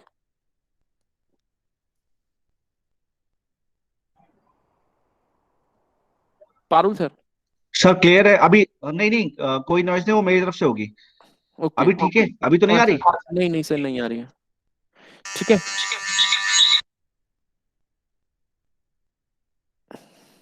So query execution illustration, so we have a table P. अब हम इस टेबल को, आप ध्यान से देखना, इस पे मैं ग्रुप बाय लगा रहा हूं, वो कैसे लगा रहा हूं ध्यान से, बहुत ध्यान से। तो पहले ये टेबल है, तो सबसे पहले मैंने आपको क्या बताया, सबसे पहले फ्रॉम वाला पार्ट सेलेक्ट होगा, तो हमने फ्रॉम वाला पार्ट सेलेक्ट करके फर्स्ट स्टेप एग्जीक्यूट कर लिया, फ्रॉम गेट्स एग्जीक्यूटेड। तो फ्रॉम जब एग्जीक्यूट होगा तो कौन सी टेबल सेलेक्ट होगी, पी नाम की टेबल सेलेक्ट होगी, ठीक है। अब इस पी नाम को टेबल को सेलेक्ट करने के बाद ये पी नाम की टेबल इधर आ गई, अभी इसमें कोई चेंजेस नहीं हुए, सेम पी नाम की टेबल है। कंडीशन क्या है कि जहां पर बी कॉलम की वैल्यू पी टेबल में 50 से कम होनी चाहिए और सी कॉलम की वैल्यू पी टेबल में भी 40 से कम होनी चाहिए। तो अब ये कंडीशन एग्जीक्यूट होगी तो ये मेरे पास वर्चुअल टेबल में जाएगी। दैट मींस ये जो पी नाम की टेबल है, इस टेबल में से वो वाले टपल्स हट जाएंगे जो इस वेयर कंडीशन को सेटिस्फाइड नहीं कर रहे हैं। तो ये बन गई मेरे पास वर्चुअल टेबल 1। देखो यहाँ कोई भी ऐसी वैल्यू है सी में या डी में जो 40 से और 50 से कम ज्यादा है, नहीं है, वो सारी वैल्यूज हैं जो 50 से और 40 से कम है, ठीक है। अब यहां तक क्लियर हो गया। अब वेयर के बाद अब हम लगाएंगे इस पे ग्रुप बाय। अब हम क्या करेंगे, ग्रुप बाय। अब देखो ग्रुप बाय क्या होता है, ग्रुप बाय हमेशा लगता है किसी कॉमन वैल्यू पे, सारे के सारे कॉलम में से वो एक कॉमन वैल्यू देखेगा और उस कॉमन वैल्यू पे वो क्या करेगा, ग्रुप बाय लगा देगा। तो हम किस कॉलम को उठा रहे हैं, सबसे पहले हम उठा रहे हैं बी नाम के कॉलम को। तो ये तो तय हो गया कि बी नाम के कॉलम की बेसिस पे हम क्या कर रहे हैं, ग्रुपिंग कर रहे हैं। अब ग्रुपिंग होगी कॉमन वैल्यू पे, दैट मींस कॉमन क्या क्या है, एक तो 7 वैल्यू कॉमन है, एक 18 वैल्यू कॉमन है, एक 13 वैल्यू कॉमन है, और बची भी क्या 36। 37 के साथ कोई कॉमन नहीं है लेकिन इसका भी एक ग्रुप बनेगा। तो जितनी भी सेम वैल्यू उन सबका ग्रुप बन जाएगा और जितनी भी इंडिपेंडेंट वैल्यूज है उनका सबका एक सेपरेट ग्रुप बन जाएगा, ठीक है। आप देखो जब ये ग्रुप बाय चलेगा तो ये ऐसे बन जाएगा, ध्यान से देखना। यहाँ पर 7 वाली वैल्यूज एक तरफ आ गई, 13 वाली रोज एक तरफ आ गई, 36 क्योंकि सेपरेट है वो अलग आ गया, और 18 वाला एक तरफ आ गया। ग्रुपिंग कर दी मैंने यहाँ पे। इस वाले लाइन को देखो, इन दो को देखो, इन दो को देखो, ठीक है। इसको देखो 36 वाले को, और एक इसको देखो। दैट मींस मेरे पास कितने ग्रुप्स बने, 4 ग्रुप्स बन गए। एक ग्रुप बना है ऑन द बेसिस ऑफ 7, एक ग्रुप बना है ऑन द बेसिस ऑफ 13, एक ग्रुप बना है ऑन द बेसिस ऑफ 36, और एक ग्रुप बना है 18 के बेसिस पे। यहां तक समझ में आ गया तो बताओ जल्दी से मुझे। पारुल सर पूछिए बच्चों से, यहां तक समझ में आ गया कैसे ग्रुपिंग कर रहा हूं मैं? यस सर समझ में आ रहा है, रिप्लाई करो बाकी लोग भी, बाकी लोग जल्दी रिप्लाई करो। यस यस सर समझ में आ रहा है। ठीक है, ग्रुपिंग बहुत इंपॉर्टेंट है। ग्रुपिंग जब भी किसी भी क्वेश्चन में ग्रुपिंग मिलेगी तो उसको ध्यान से देख लेना, ग्रुपिंग कैसे करनी है। मैंने आपको बता दिया, ग्रुपिंग किसी एक कॉलम पे लगा रखी है इन्होंने। इस वाले टेबल में हमने क्या कर रखा है, एक एक एक कॉलम पे लगाई है। ऐसा नहीं कि ग्रुपिंग सिर्फ एक ही कॉलम पे लगेगी, यहाँ मल्टीपल कॉलम्स पे भी लग सकती है ग्रुपिंग। तो अगर मल्टीपल कॉलम्स पे लग रही है तो आपको मल्टीपल कॉलम्स में देखना पड़ेगा कि कैसे मैचिंग हो रही है। ठीक है, तो यहाँ पर सिर्फ एक टेबल पे एक कॉलम पे लग रही है तो मैंने एक कॉलम के बेसिस पे, तो 7 7 एक तरफ, 13 13 एक तरफ, 18 एक तरफ, 36 एक तरफ। ठीक है, अब हम क्या करेंगे, इसका सम निकालेंगे। अब हम क्या करेंगे, अब ये ग्रुप बन गए, ग्रुप बनने के बाद सम निकालेंगे। और सम किसका निकालना है, पी डॉट ए। सम निकालना है पी डॉट ए। देखो, पी डॉट ए मतलब एक ग्रुप का सम आएगा 25, 20 प्लस 35, 23 प्लस 2 25, 18 प्लस 19 37, 12 प्लस 13 25, और एक आएगा 29। So finally we have 29। So हमारा आंसर क्या मिल रहा है अभी तक सम करने के बाद, कि जो अब देखो ग्रुपिंग का सम आ रहा है 23 प्लस 2 25, ग्रुपिंग का सम आ रहा है 18 प्लस 19 इक्वल टू 37, ग्रुपिंग का सम आ रहा है 12 प्लस 13 इक्वल टू 25, और फाइनली बचा 29। सो इस तरीके से मेरा सम आ गया पी डॉट ए पे। अब हम चलाएंगे इसमें लिमिट और ऑफसेट। और लिमिट ऑफसेट आपको पता है, लिमिट ऑफसेट क्या कहती है कि दो को छोड़ दो, 0 1, और दो को पकड़ लो, 25 and 29। So finally we will get the answer as 25 and 29। अब यहाँ एक चीज ध्यान रख लेना कि मैंने ऑर्डर बाय नहीं लिखा था, यहाँ पर मैंने ऑर्डर बाय नहीं लिखा। तो अगर ऑर्डर बाय नहीं लिखा तो ये जो आंसर है 25 29 ये चेंज हो सकता है, क्योंकि भाई ऑर्डर बाय क्या कहता है, by default ascending order, by default ascending order. और अगर आपने लिख दिया डीईएससी तो डिसेंडिंग ऑर्डर। तो ध्यान से देखना, मैंने यहाँ ऑर्डर बाय नहीं लगाया था, तो किसी भी ऑर्डर में आंसर आ सकता है, क्योंकि मैंने तो कुछ लिखा नहीं। लेकिन जब आपको क्वेश्चंस मिलेंगे तो सबका आंसर सेम होना चाहिए, तो इसलिए वो आपको क्या करेंगे, क्वेश्चन में ऑर्डर बाय लगा के देंगे। अब ऑर्डर बाय का क्लॉज आपको पता है ही कि ऑर्डर बाय क्या होता है, तो ऑर्डर बाय लिमिट ऑफसेट से पहले ही एग्जीक्यूट हो जाएगा। ये समझ में आ गया? अगर यहां तक समझ में आ गया तो प्लीज आंसर दो, otherwise we will move to the next part. Reply करो भाई, रिप्लाई करो, रिप्लाई करो सब लोग। यस, क्लियर है सर, क्लियर है सर। क्लियर है? हाँ सर, अटेंडेंस ले लेते हैं। हाँ चलिए सर, अटेंडेंस टाइप करा लेते हैं। चलो अब अटेंडेंस दे दो भाई, 2 मिनट है आपके पास।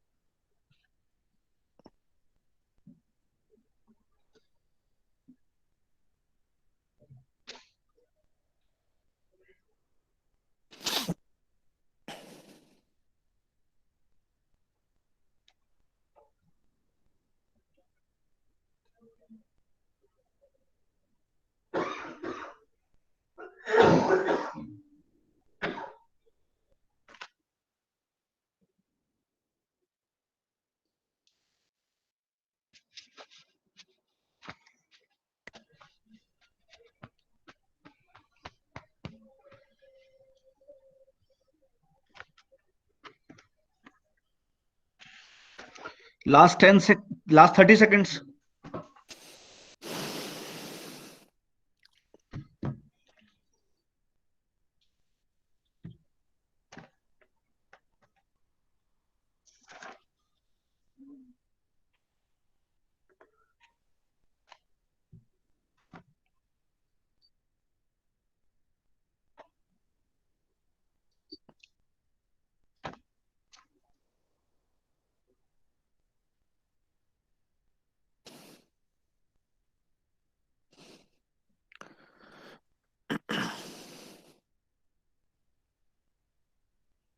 सर हम स्टार्ट कर सकते हो। ओके चलो, now the second last topic is further filtering the groups. ठीक है, अब देखो इसमें क्या करना है।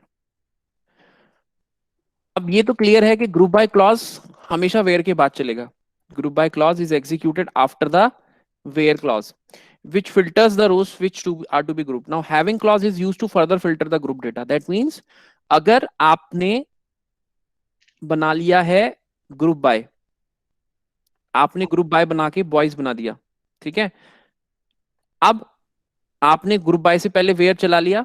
Where let's suppose boys height is, let's suppose age is greater than, let's suppose 23 और लेस देन 23, कुछ इस टाइप का आपने टपल बनाया 23.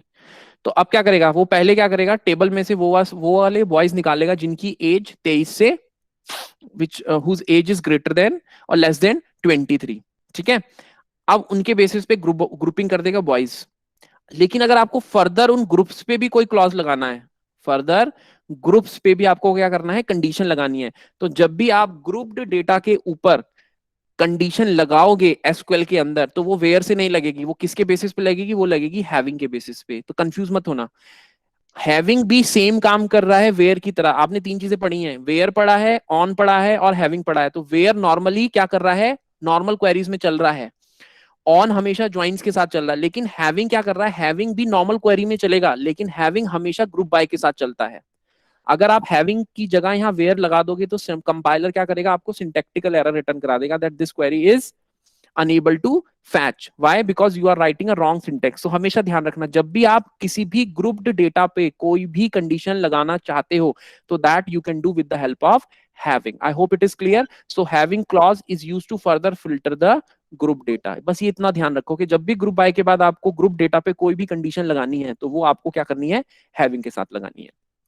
This is the syntax. ठीक है, क्या लिखा है यहाँ पर, having clause constraints are written the same way as the where clause but are applied to the group row. अगर आप group rows पे नहीं लगाओगे तो क्या होगा, आपका कुछ भी फर्क नहीं पड़ने वाला, जो भी ग्रुप रोज है सारी की सारी सेलेक्ट हो जाएंगी. लेकिन अगर आपको ग्रुप रोज के ऊपर भी कोई ना कोई कंस्ट्रेंट लगाना है, so that is with the help of only having clause. मतलब जो भी आप ग्रुप बाय से ग्रुप बना रहे हो, उसके बाद अगर आपको कोई कंडीशन लगानी है ग्रुप डेटा पे, तो वो सिर्फ हैविंग से लगेगी, वेयर से नहीं चलेगी. ठीक है, ये इसका सिंटेक्स हो गया. क्या यहाँ देखो, ग्रुप बाय आपने करा कॉलम नेम के बेसिस पे, और कंडीशन क्या, कंडीशन यहाँ लिख दी, कोई भी कंडीशन हो सकती है, there can be any condition.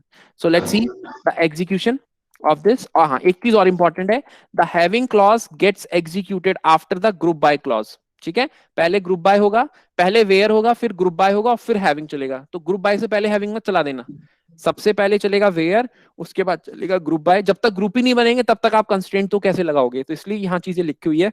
The having clause gets executed after the group by clause but before the applicable aggregate function. ठीक है, but before the applicable aggregate function. Okay, let's सी.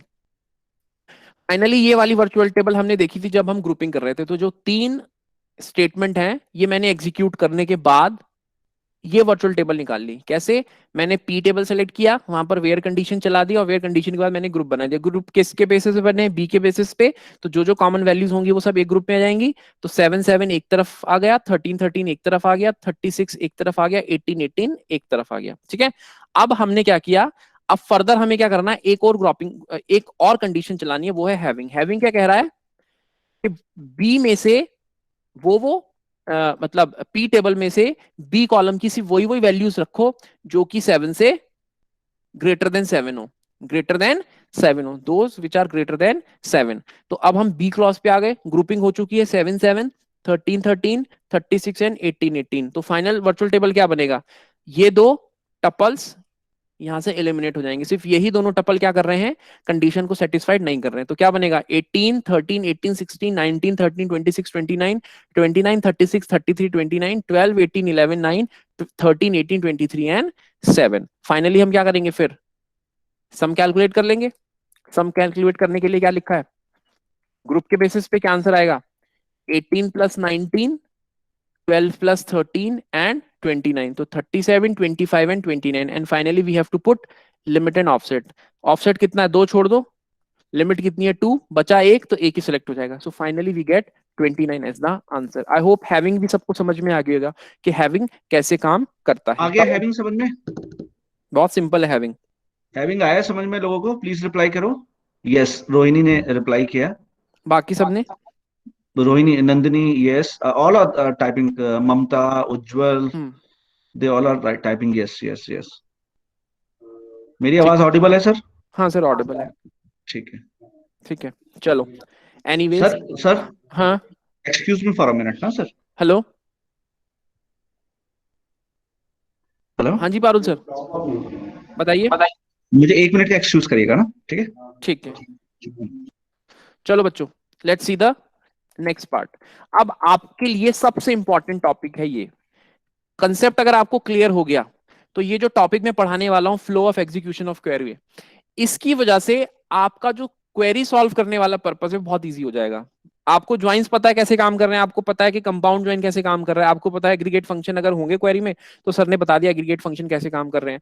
आपको ये भी बता दिया कि अगर ग्रुपिंग करनी है ग्रुपिंग कैसे काम कर रही है। आपको ये बता दिया कि वेयर, हैविंग और ऑन में क्या डिफरेंस होगा। ये सब चीजें आपको समझ में आ गई, ठीक है। पहले आपको सर ने सेलेक्ट भी बता दिया था, सर ने आपको और क्या बताया था, कुछ वाइल्ड कार्ड्स बताए होंगे, परसेंट वगैरह लगा लगा के। अब हमें यहाँ देखना है कि flow of execution of query क्या है। तो ये स्टेप्स जो मैं बता रहा हूं यहाँ पर, ये जो 8 स्टेप्स हैं, अगर आप इनको याद रख लोगे वन बाय वन, तो मेरे को नहीं लगता कि कोई भी एसक्यूएल क्वेरी ऐसी होगी जो आप सॉल्व ना कर पाओ, ठीक है। अब वो क्या कह रहा है, जो भी एसक्यूएल क्वेरी आपको मिली है, सबसे पहले आप पहले नंबर पे सेलेक्ट करो फ्रॉम वाले पार्ट को। मतलब आपको जो क्वेरी मिली हुई है उस क्वेरी से आपको रिजल्ट तो निकालना ही है। तो रिजल्ट निकालने के लिए आपके पास कुछ सैंपल डेटा भी तो होगा ना। तो सबसे पहले चूज करो फ्रॉम पार्ट। तो फ्रॉम पार्ट चूज कर लो या ज्वाइन वाला पार्ट यूज कर लो, क्योंकि दोनों ही आपको क्या करेंगे, सेट ऑफ डेटा देंगे, ठीक है। तो जब मैं बार बार जब क्वेश्चन सॉल्व कर रहा था तो मैं आपको ऑर्डरिंग करके दे रहा था कि मैं पहले फ्रॉम पे जा रहा हूँ, फिर मैं वेयर पे जा रहा हूँ, फिर मैं ऐसे जा रहा हूँ। क्यों जा रहा था, क्योंकि मुझे पता है कि flow of execution of query कैसे काम कर रहा है। तो जो सबसे पहला पॉइंट है that is from and join. आपने डेटा सेट सेलेक्ट कर लिया, अब उसके ऊपर आप लगाओगे वेयर, उसके ऊपर लगाओगे आप where. Where constraints are applied to the individual rows. समझ आ गया ना वेयर और हैविंग में डिफरेंस। वेयर का मतलब इंडिविजुअल रो पे, और हैविंग का समझ में आ गया आपको कि हैविंग हमेशा ग्रुप बाय के बाद ही लगता है क्योंकि वो ग्रुप डेटा पे करता है, ठीक है। And rows that do not satisfy the constraint are simply discarded. उसके बाद जो बाकी की रोज बच जाएंगी वेयर कंस्ट्रेंट के बाद are applied and then grouped, ठीक है। तो वेयर के बाद हम यूज करेंगे ग्रुप बाय क्लॉज। लिखना चाहते हो तो लिख लो, सबसे पहले फ्रॉम हो गया या ज्वाइन हो गया, उसके बाद आप वेयर लगाओगे, वेयर के बाद आप ग्रुप बाय लगाओगे, और ग्रुप बाय के बाद आप लगाओगे हैविंग, ग्रुप बाय के बाद आप लगाओगे हैविंग, ठीक है। अब जब हैविंग लगा दिया, यहां तक आपको समझ आ गया। अब हम सेलेक्ट करेंगे, देखो पहले फ्रॉम, वेयर, वेयर के बाद ग्रुप बाय, ग्रुप बाय के बाद हैविंग। जब इतनी सारी चीजें हो गई, अब आप सेलेक्ट करोगे कौन कौन से कॉलम्स आपको सेलेक्ट करने हैं। Select part of the query which is going to be executed, और which select the specified columns and evaluate expressions और अप्लाइज द एग्रीगेट फंक्शंस, ठीक है। मैंने बताया था एग्रीगेट फंक्शन हमेशा सेलेक्ट में यूज होंगे। तो सबसे पहले फ्रॉम हो गया एग्जीक्यूट, फिर वेयर हो गया एग्जीक्यूट, फिर ग्रुप बाय हो गया, फिर हैविंग हो गया, उसके बाद आप सेलेक्ट करोगे, ठीक है। सेलेक्ट डेटा भी सिलेक्ट कर सकते हो कॉलम में से, एग्रीगेट फंक्शन दिया है तो वो भी लगा सकते हो, या कोई अगर आपको एक्सप्रेशन दिए तो वो भी आप इवेलुएट कर सकते हो। अब of the remaining rows with duplicate values, अब सम आपको आपका एक रिजल्ट सेट बन के आ गया। अब रिजल्ट सेट के ऊपर आपको क्या करना है, मॉडिफिकेशन करना है। रिजल्ट सेट के ऊपर आपको मॉडिफिकेशन करना है, दैट मींस रिजल्ट सेट में से आपको डुप्लीकेसी हटानी है। तो आप क्या करोगे, you will be use distinct keyword, you will use distinct keywords. और आपको कोई ऑर्डर बाय लगाना है, मतलब असेंडिंग डिसेंडिंग में लगाना है तो ऑर्डर बाय, या आपको फाइनली लिमिट या ऑफसेट लगाना है। तो देखो बहुत ही सिंपल है। सबसे पहले आपने फ्रॉम यूज किया, क्या क्या रखना है वो वेयर से डिसाइड हो गया। रखने के बाद ग्रुपिंग करनी है वो ग्रुप बाय से डिसाइड हो गया। ग्रुप बाय में भी क्या क्या रखना है वो हैविंग से डिसाइड हो गया। सब चीजें बन गई, सेलेक्ट कर लो क्या क्या चीजें सेलेक्ट करनी है। सेलेक्ट करने के बाद जो रिजल्ट सेट आएगा अगर उसको फॉर्मेट करना है तो डिस्टिंक्ट लगा लो, ठीक है। डिस्टिंक्ट लगाने के बाद फिर ऑर्डर बाय लगा लो। ऑर्डर बाय लगाने के बाद फाइनली आपका लिमिट और ऑफसेट बचा। तो ये अगर ये 8 टोटल रूल्स अगर आपको समझ में आ गए तो आई डोंट थिंक सो कि फ्लो ऑफ एग्जीक्यूशन क्वेरी या किसी भी क्वेरी को सॉल्व करने आपको कोई दिक्कत आने वाली है। जल्दी से बताओ पारुल सर। देखो, यस, मैं यहाँ पे एक चीज ऐड करना चाहूंगा कि ये जो भी स्टेप्स 8 के 8 स्टेप्स हैं, ये इसका या तो अगर आप मोबाइल पे देख रहे हो तो स्नैपशॉट ले लो, मोबाइल पे नहीं देख रहे हो लैपटॉप पे ले रहे हो तो फोन से फोटो खींच दो, क्योंकि ये स्टेप्स आपके पास फोन पे हमेशा होने चाहिए ना, आप कभी नहीं। और सिंपल सी चीजें, क्वेरी का एग्जीक्यूशन अगर आपको पता चल गया तो आप तो आराम से किसी भी क्वेरी को कैसे, सबसे पहला क्या देखना है, सेकंड कहाँ जाना है, थर्ड में कहाँ जाना है, फोर्थ स्टेप क्या सॉल्व करना है, और अगर आपने स्टेप्स पकड़ लिए तो कोई भी क्वेरी, कितनी से बड़ी वाली क्वेरी भी आपको सॉल्व करना आसान हो जाएगा। तो ये जो 8 स्टेप सर ने बताए हैं, it's one of the very important steps. तो समझ में आ गए? रिप्लाई करो बच्चों, समझ में आ गए ये 8 स्टेप आपको?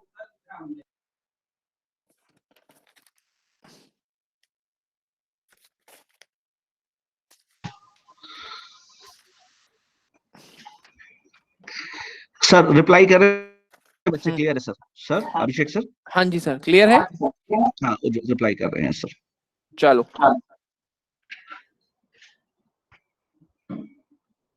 चलो इस क्वेश्चन को सॉल्व करो फिर। ये कंप्लीट क्वेश्चन है, इसको सॉल्व करके दिखाओ मुझे।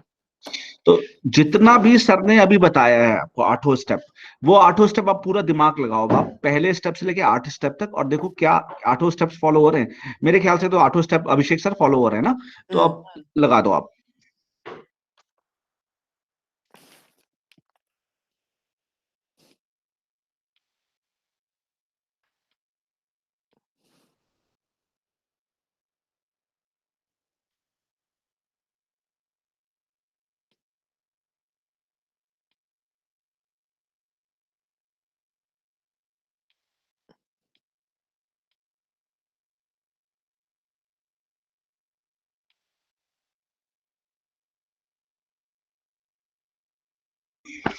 आई am waiting, take your time. आप 30 सेकंड ज्यादा भी ले लो, लेकिन गलत मत करना। कोशिश करना कि आप सारे कंसेप्ट जब सर ने पढ़ा दिए हैं आपको, तो बहुत इत्मीनान से क्वेरी को सॉल्व करना। और आने वाला जो भी आपका पेपर है, मतलब आप इन्फोसिस मान लो या कोई भी मान लो, उस सब में भी इसी तरीके से क्वेश्चंस आएंगे। तो आपको दिमाग लगाना कि स्टार्ट कैसे करना है और कहां तक पहुंचना है। ऋतिक ने सबसे पहला आंसर दिया है सर सी। ओके। सिद्धांत ने दिया है सी। शुभम प्रकाश मालविया ने सी दिया है।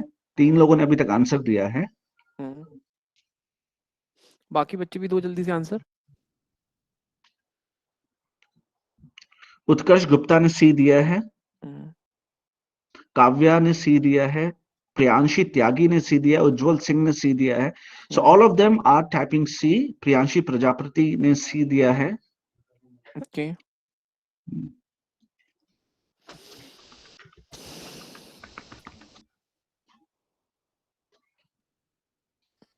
Okay, so let's see the answer of this question. हाँ, definitely the answer is C. ठीक है, तो मैं आई गेस यहाँ स्टेप लिख देता हूँ। सबसे पहले ये चलेगा 1 नंबर पे फ्रॉम पी। ठीक है, उसके बाद क्या होगा, where P dot D must be less than 50 and P dot C must be less than 40। So इसके बाद जो डेटा सेट बनेगा वो क्या बनेगा, P dot C must be less than 40। ये हट जाएगा, ये हट जाएगा, ये भी हट जाएगा, ये भी हट जाएगा, ये भी हट जाएगा, ये भी हट जाएगा, बाकी के सारे टपल्स रहेंगे। ठीक है, उसके बाद ये सेकंड चल गया। अब हम ग्रुप बाय करेंगे। ग्रुप बाय किसके बेसिस पे करना है, पी डॉट बी के बेसिस पे। दैट मीन जो 7 वाले हैं वो एक तरफ आ जाएंगे।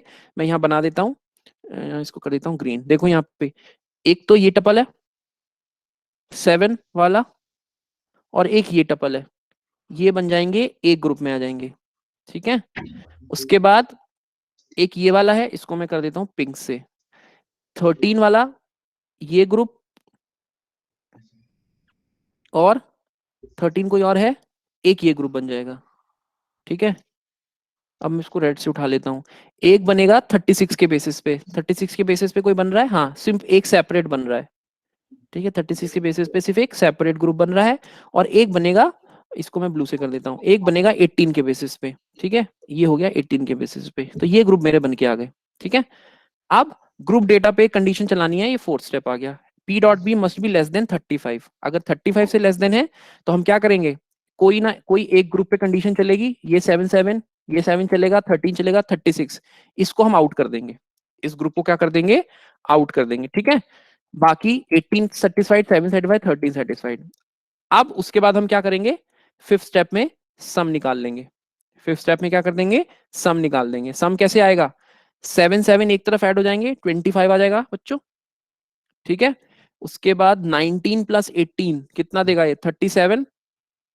ठीक है, और उसके बाद एक है आपका, और क्या बचा, एक बचा आपका 23 प्लस 2 25, 19 प्लस 18 37, और एक ये होगा 13 प्लस ये भी 25 हो जाएगा, ठीक है, ये भी आपका 25 हो जाएगा। अब फिफ्थ के बाद ये 6 चलेगा, इसका नाम हो गया वी कॉलम का, एलाइज भी कर दिया। चलो 6 स्टेप में इसको ऑर्डर बाय कर देंगे, कोई कीवर्ड नहीं लिखा तो ये कैसे अरेंज होगा, on the basis of ascending order, ठीक है। तो 25, 25 एंड 37। अब इस पे लगाओ सेवेंथ स्टेप में लिमिट, लिमिट है 2, ऑफसेट है 1, दैट मीन्स इसको तो डिस्कार्ड कर देंगे, इसको कर देंगे डिस्कार्ड 1। आई थिंक हमने कुछ गलती किया, क्या हमने घटाया 23 प्लस 2 25, 12 प्लस 3 19 प्लस 18 37, ठीक है। 25 लिमिट ऑफसेट 1, ऑफसेट 1 हटा देंगे, yes. So finally we will get, मैंने एक एक्स्ट्रा लिख दिया, finally we will get answer as 37 exactly, ठीक है। समझ में आया, 2 प्लस 25, हाँ जी ठीक है बिल्कुल। अब देखो यहाँ ध्यान से देखो सारे लोग, इसको मैं देख ले, इसको मैं इरेज कर देता हूँ, देखो यहाँ पे ध्यान से,